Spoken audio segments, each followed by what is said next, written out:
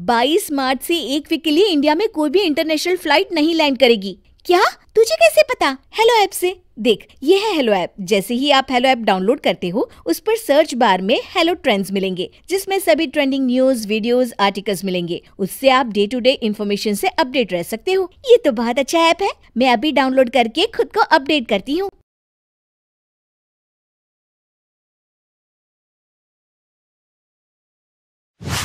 सुगंधा और उसकी सास कांता के बीच एक अजीब सी जंग रहती थी।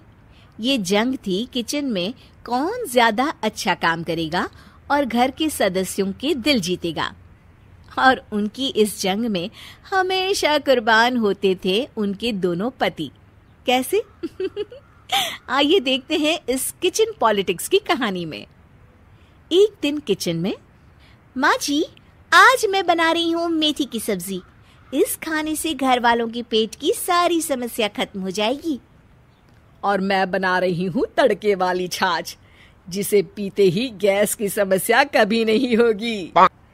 दोनों अपने अपने खाने को लेकर टेबल पर पहुंच जाती हैं। तभी सुगंधा के ससुर उसकी बनाई सब्जी की तारीफ कर देते हैं। अरे वाह, मेथी की सब्जी भी बनी है, बड़ी ही स्वादिष्ट है। वाह बहू वाह। अरे बहू, लेकिन इसमें इतनी सारी मेथी बर्बाद करने की क्या जरूरत थी? देखिए माँ जी, ये तो वो मेथी है जो आप रात में भिगोकर सुबह उसका पानी पीती हैं, और जो मेथी फेंक देती हैं उसी से मैंने ये सब्जी बनाई है। अरे वाह बहू, तुमने तो बड़ा ही समझदारी का काम किया। बस अब क्या था। कांता जी का तो मानो ये सुनकर खून ही सूख गया। वो फैसला कर लेती है कि किसी भी तरह वो अपने खाने की तारीफ लेकर ही रहेगी और सुगंधा को किचन में उसकी कमियां गिनाएगी। कांता फ्रिज खोलकर देख रही होती है और फिर सुगंधा से कहती है, अरे बहू, ये क्या, पूरा फ्रिज गंदा पड़ा है। तभी वहां सुगंधा का पति आ जाता है। वो सुगंधा को डांट कर कहता है, सुगंधा, तुम्हें कितनी बार कह रखा है कि वायरस फैल रहा है, साफ सफाई का पूरा ख्याल रखना है, लेकिन तुम किचन में इतनी गंदगी रखोगी तो कैसे चलेगा। सुगंधा सास की तरफ देखती है, जहां वो मुस्कुरा रही होती है। सुगंधा समझ जाती है कि सास ने उससे बदला लेने के लिए ये सब किया है। दोनों रात के खाने की तैयारी में लग जाती हैं। दोनों ना एक दूसरे की तरफ देखती हैं और ना ही एक दूसरे से बातें करती हैं। रात को खाने की टेबल पर एक एक कर दोनों कई तरह के अलग अलग व्यंजन टेबल पर लगा देती हैं और अपने अपने पति के पास जाकर खड़ी हो जाती हैं।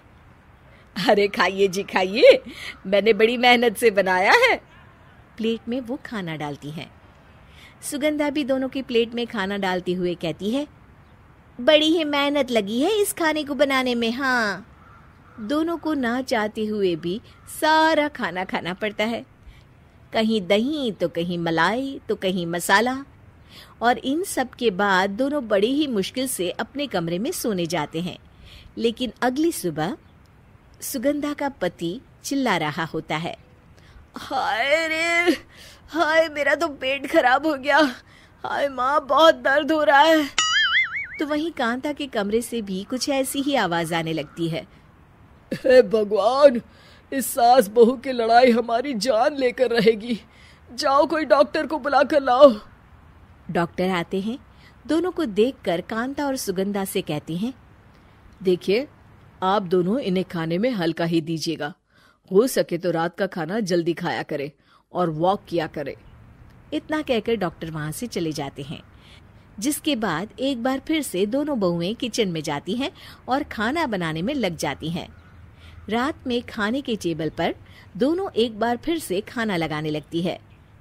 पापा जी, मैंने ये पतली मूंग की दाल की खिचड़ी के साथ ये पापड़ और पुदीने की चटनी भी बनाई है। अरे बहू, अभी अभी बेचारे पेट की बीमारी से गुजरे हैं। इतना भारी खाना तो डॉक्टर ने भी मना किया है ना। देखिए, मैंने आप दोनों के लिए सूप बनाया है।